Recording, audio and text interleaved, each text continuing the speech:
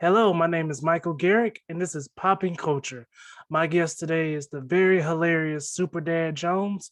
Guys, if you have never seen him before, please go out to see him. He will keep you laughing. Thank you so much for coming on to the podcast, man.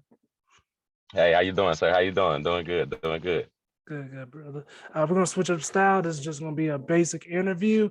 I know you had to get back to your other work, so I'm not gonna take much of your time. But thank you so much for doing this, man. I truly appreciate it. Hey, thank you for having me, sir. Thank you for having me. Out the gate, man. I'm not gonna. I feel like I would be doing you a disservice not to ask you this question first. Uh, how many kids do you have, and are you okay?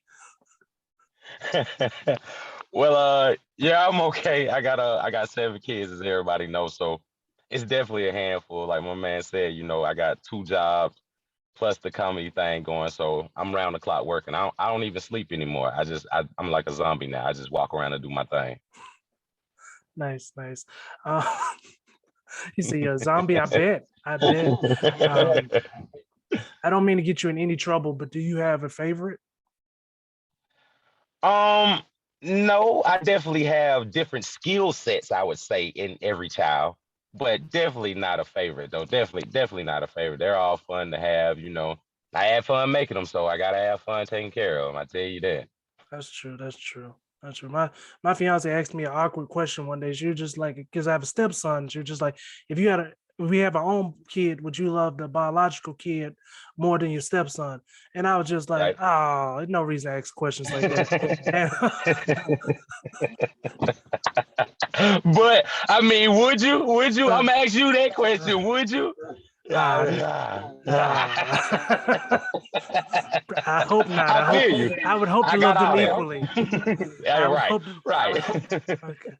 So, You how feel long it. have you been doing stand up? Stand up taking it real serious about a good year now, but I've always been funny my whole life, and people's always tried to push me towards that way. But it takes a lot having 7 kids, so I had to wait to the right opportunity before I could get out there and do my thing. Oh yeah, you with 7 kids, at least you got kids that can watch kids. So that's the good thing. Of course, of course I do. Of course I got that. Nice, nice. Um, so were you always treated like the funny coworker by chance? Yes, of course, of course. Like I said, my name speaks for itself, Super Dad. So I was always the one that had to joke and give fatherly advice at the same damn time. So it's always been like that. They always come to me for laughs. Everybody be down and just grumpy and just had that cloud over their heads, just looking like, and I just come in and it's like, hey, dun, dun, dun, dun, Super Dad's here. And I'm like, let's get it, let's laugh, let's smile. Nice, nice. I promise you, we're going to get right back into comedy, dip like heavily into comedy and people you look up to and your comedy style. But my last question for you, and be honest with me, when you meet someone that's broke with no kids, do you just want to punch them in the face? Of course, man. Of course, I see people struggle all the time with 1 or 2 children. And I'm like, do you not understand what 7 is? I mean, I don't think people really understand what 7 is. That's 7 Happy Meals. That's 7 birthdays. That's 7 Christmas. 7 ain't no even number. So it's hard to divide 7. It's hard to divide 7. So I always look at the people with 1 or 2 and be like, boy, God bless you. God bless you. Yeah, I'm talking about the people that have no kids at all and talk about they struggling. I'd be like, I just want to, I just like, buddy, you have no idea. You have disposable income. You, Disposable. yeah, like you literally And you could still like, stay with mama.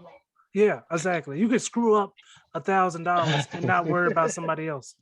But Exactly, exactly, man. But I mean, to each his own, man, because you got something to take care of. You got a dog, yourself. You got something to take care of. You know what I'm saying? So, you know, children is it's like a refund check. You got to eventually get some back.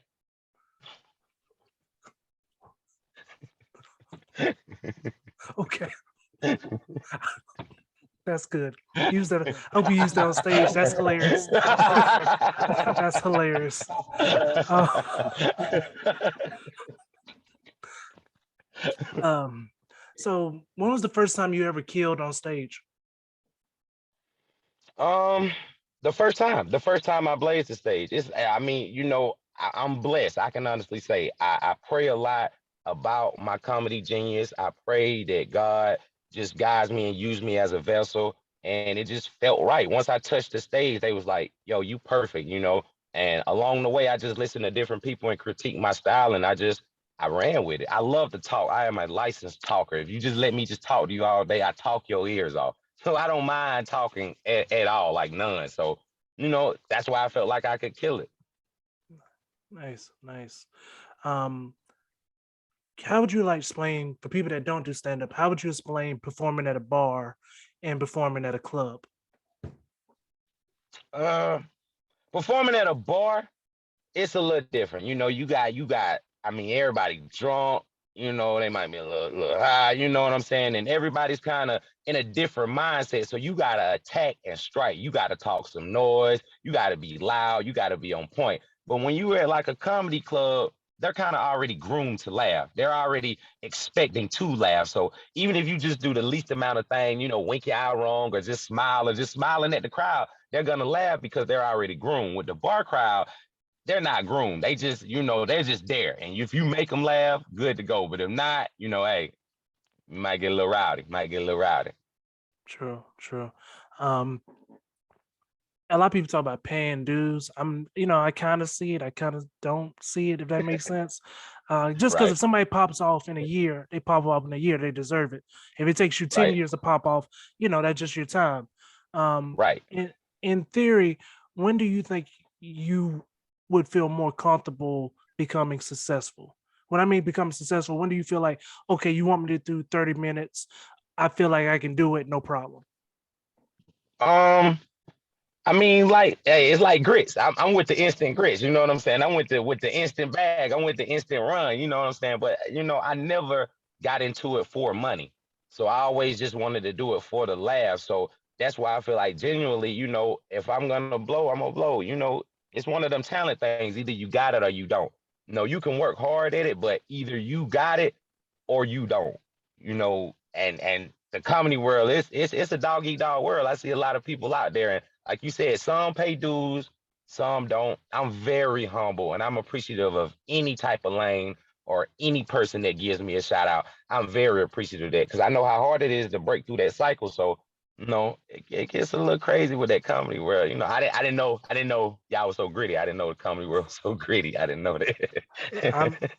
it's like it's very surprising too because Right, it's one of those things where you think it seems like everybody wants everyone to support each other, and then the gist of it, I think that's what the right. core is. But you'll learn very quick how cliquish it can be.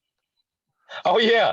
Oh, everybody got their own little comedy clique. And I was like, this is crazy. Like it's a comedy clique, but you Yeah, won't know that world until you enter that world. yeah, And once you enter that world, you just gotta have tough skin. As a yeah. comedian, as comedians, we gotta have tough skin. So, I take the good with the bad, it is what it is. Nice, nice. So is there any comedians you look up to? Yeah, I'm 36 years old, so I'm definitely a Eddie fan, a Martin fan. Shout out to them. Definitely, big Mike Epps fan, Cat Williams. Anybody who talks like just raw, uncut junk. Just man, I seen this man on the subway, and he was just nasty and disgusting, and just can go off of that. I love that right there. And those are my boys.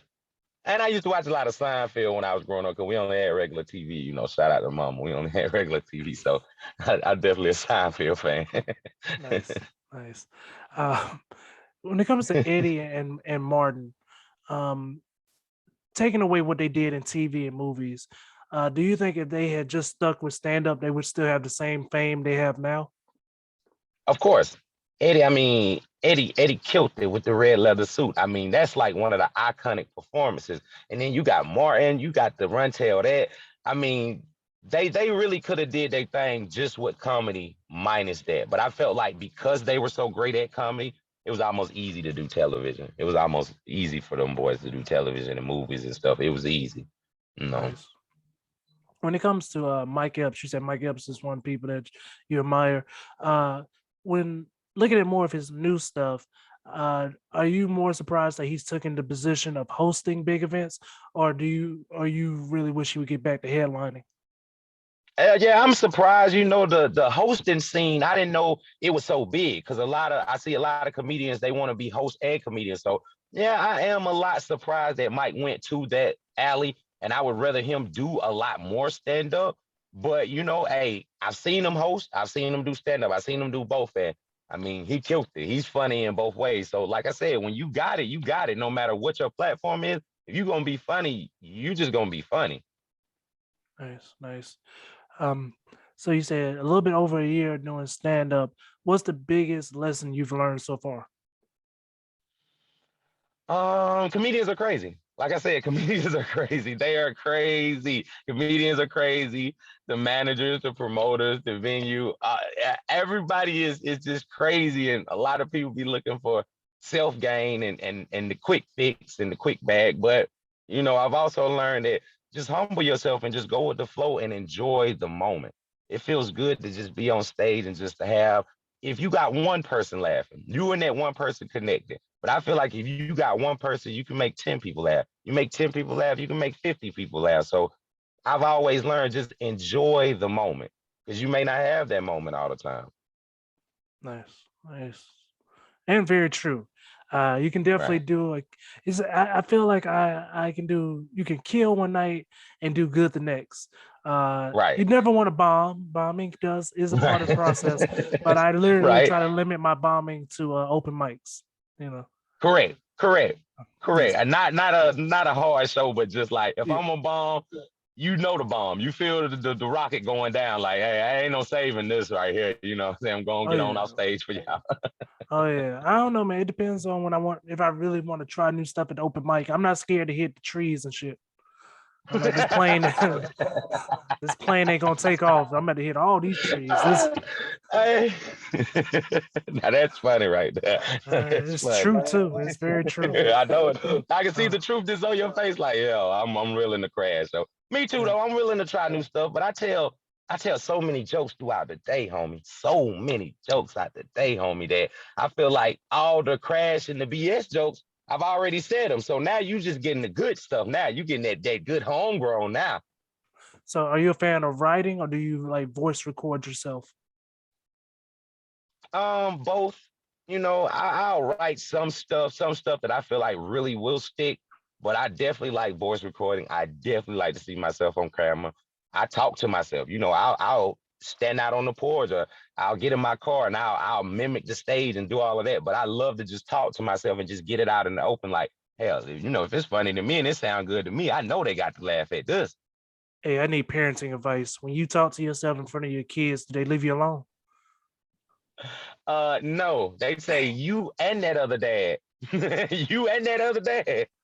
Go Okay. on to the back there. They really run the house. They really run the house. I'm outnumbered. It's 7-2. Yeah, but the chances of them putting you in a good home go up by the more kids you have. So, good luck, man. Uh, you should be somewhere in luxury, hopefully. Hey, hopefully, homie. Hey, fingers crossed. They might leave daddy in this truck though. I know how they do me. Nah, like I said, man. I think I told you the story. I had a coworker that had 9 kids, and Right? two of them were doctors. I told you the story. No, no, no, not Oh, it, not okay. it. But she only worked one day a week, but she had 9 kids, and she was like, two of them were doctors. And I was like, that's what's up. She was like, Wow. yeah, they don't let me work one day a week. And I was like, what about your other kids? She was like, they're in prison. But I was like, you got two of them. That okay, this story doesn't sound the same when I tell you. But like, It doesn't. okay. But It doesn't. okay, my bad. All right. But not yours. Yours will be fine. But I got 7 chances to make it. So somebody fall by the wayside, 6 of them can just come on in. Yo, we can get little JoJo out of jail. We definitely yeah. can get him out of Oh there. yeah. Two doctors. She got bail money for somebody. That's that part. That um Not skipping over the open mic part. Did you go straight to open mics or did you get book gigs from the beginning? I was open mic and both. You know what I'm saying? So once I got the book gigs, I had to really do some open mic to really sharpen myself for the book gigs. So once the book gigs got there, I kind of went with the open mic first so I could be sharp and really be smart about my craft. Nice, nice. When you tell stories about your kids, are they okay with it or do they get kind of upset?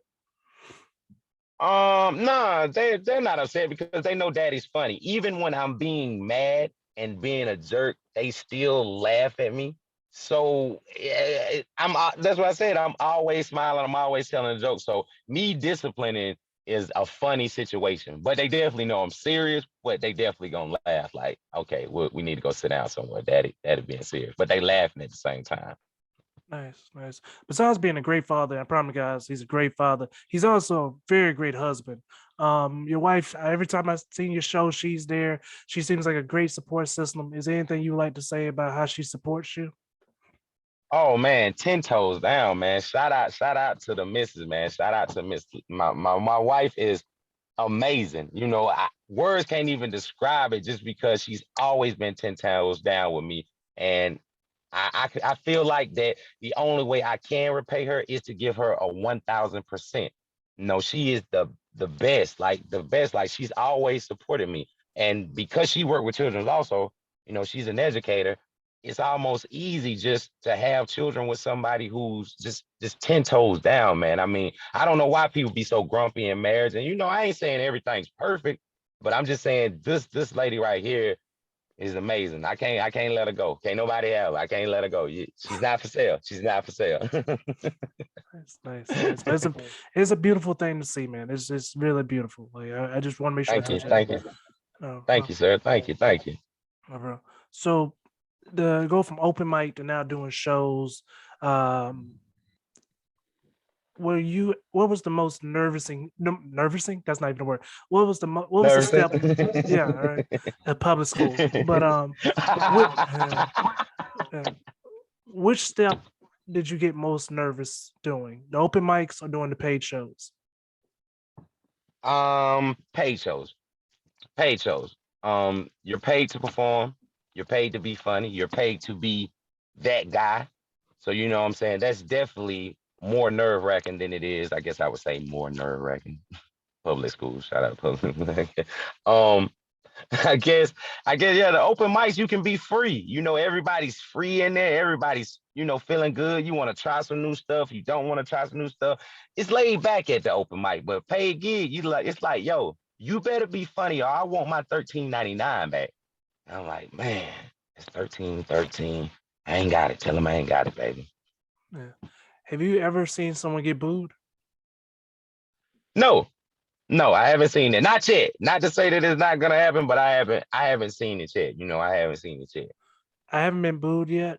Um, I think I've only had quietness, which at Oh, first you. I which at first I was like, man, I really got their attention. And then like another comedian had to let me know, like, that wasn't what you had. What did you have? What was quietness? What did that feel like? It was just more like, damn, he really thinks this is funny. Like, they're just like, he wrote Well, this, at he least you came on thought it stage, he was said it. He was like, man, this is gonna do great. And funny. but Well, at least you laugh. At least you laugh, though. It's always good to laugh at your own jokes sometimes. oh yeah, the worst thing ever is when I've learned in comedy, one of the worst nice things people can tell you is you sure have a lot of confidence. it's like a good letdown. It's like, yeah, but no. Yeah, like once you get funny, man, this is gonna be amazing. This is gonna be amazing. You looking like, once I get funny, do you walk away from that taking it like, wait a minute, what? Wait. I'm just glad I haven't been told in a long time, but I still remember because a lot of people start out funny. Like you, of course, started out funny. A lot of people start funny, Right, right, which that's a good thing. That's definitely get you ahead of the curve. Um, right. are you from Greenville exactly or no? I'm from a little blick in the system. I'm from Woodruff, South Carolina. District 4 stand up. We're in the middle of Lawrence Okay. and Greenville, Yep. and I'm Spartanburg County. I'm Spartanburg County, but I'm from Woodruff. That's where I'm from. Okay. Good. Good. Good. Good. Is there any comedians from that town that you knew of or around that area? I am the lone horse. I am the man. I was the star of the town for basketball and track. So a lot of people already know me, and a lot of people know me as being a jokester already. So once I came out to be a comedian, it was, it's kind of easy. Now my girl Gigi, shout out to Gigi. She got some stomping grounds and some roots in Woodruff, but she's not exactly from Woodruff. She's from Lawrence, but That's one of my homies too, and she do her thing also. Nice, nice. Well, hopefully, man, they'll have a statue for you in no time, and when that happens, uh, if you could like travel and do stand up, and this is something that like we're on the same level for the most part. If you could travel and do stand up, you don't have to say the exact number, but around about what would you want to make a live? What would you want to make yearly if you could travel and do stand up? Okay, well, that's easy. I got 7 kids, so you know what I'm saying. That's 70,000 times seven, and then you got the dog, the hamster. That's another 100,000. So yeah, cool, 40 million. Nah, honestly, man, I just do it for the laughs, for the jokes, just to see people smile and have a good time. So the money's basically a blessing. So whatever God feels fit for me to have as a blessing that's financially gonna take care of my family where I don't have to work 2 more jobs, then I'm cool with that. So whatever that number is, hey, holla at your boy, God. I'm ready. I mean, I'm right here. I'm willing and waiting. Hey, holla at your other boy, God. Like, let Hey, with 2 or 3 together, we in one. So hey, I'm like, get Mike too. Mike, go and get Mike too. You know what I'm saying? can you imagine God be like, I got you, but your partner. You remember y'all was over there at old girl house, like, but I didn't do nothing. I know, right? But him, Yeah, yeah. he was in the back. Uh, he was one like do it. Remember that? Okay. So, um, getting to the nitty gritty of comedy in general, when it's all like the way you write jokes, the way you construct jokes, do you feel like you're more of a storyteller or a one-liner comedian? um, both, both, and I definitely been working on different styles and different genres of that. I love to tell a story because I've been definitely critiqued and judged before. So people say, well, you should tell more stories. So I'll tell more stories. Or they say, well, you should hit them with the one line or punchline. So I try to mix it up and do a lot of both because I feel like when you having a comedy show, people want a story. They want to feel like you genuinely their homie. Their buddy, their guy. So that's how you got to feel in it. Nothing's better than a story. Shout out to public schools again. Nothing's better than a story. Oh yeah, stories milk time too. You got 20 minutes. You got five, six stories. That's 20 minutes right there. Yeah. Right there. Right there. You remember how many stories they told us in school? So hey, that's what I said. That Oh milked the yeah. whole year. Yeah, for real. Yeah. Yeah, imagine if they were the true stories, right? Okay. Hey, hey, hey, Yeah, hey, hey. yeah, I like sure. that. True. Yeah. Facts. Um, so like I said, name the podcast Popping Culture. How do you think stand up has influenced pop culture, in your opinion? Mm, a lot, man. A lot. It has. You got a lot of people like, Bubba Dub. That's one of my homies, one of my big name homies that I've fooled around with. And now that he's on, records and stuff, as far as like CDs with other celebrities and just doing skits on there, and then they got music going. Comedy is a lot, you know what I'm saying? A lot. And the bar is very high. And I feel like once we come off of this full-fledged of this pandemic, the comedians gonna come out roaring and everything's gonna be back popping. So I feel like it's had a big influential influence into the pop culture, especially with the music and not so much as dressing though, because comedians, we dress like bombs. We dress pretty much whatever you want to wear, you know what I'm saying? But especially with the music. Oh yeah, thank God this is not the 90s. We don't have to wear suits anymore. Yeah. I know, right? The overgrown suits like they used to get on draft day. Yeah, with them shoulders, like whatever in the little shoulder part. We could be comfortable. I could I mean I couldn't do it. nah man, because they used to sweat heavy, I bet. Like you got that hot light on you, like that's ain't nobody trying to stand up and talk for that long. I had to sit down What was eventually. them suits made out of? What was they made out of back in the day? Wool, probably. I don't know. Uh, No polyester. Shout out to wool. um, I don't believe this at all, but a lot of people believe that the pop culture standpoint of stand-up comedy. Would you agree that it has influenced elections or no? Mm. That's a deep one. Yes, it has. How, if you don't mind me asking? Far as on the political side, Yeah. I mean, because more people now can voice their opinion on big platforms.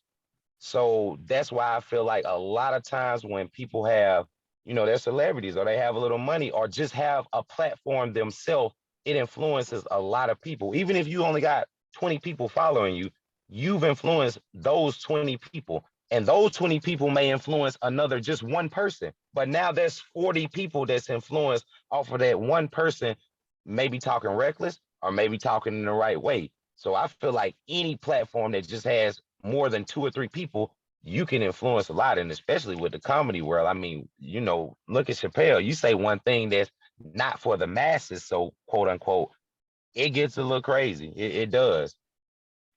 Nice, nice. Okay, I got you. The last pop culture question I have for you is stand up. Um, which comedian you think in your lifetime have you seen like change stand up dramatically? Okay, Hart. Kevin Hart.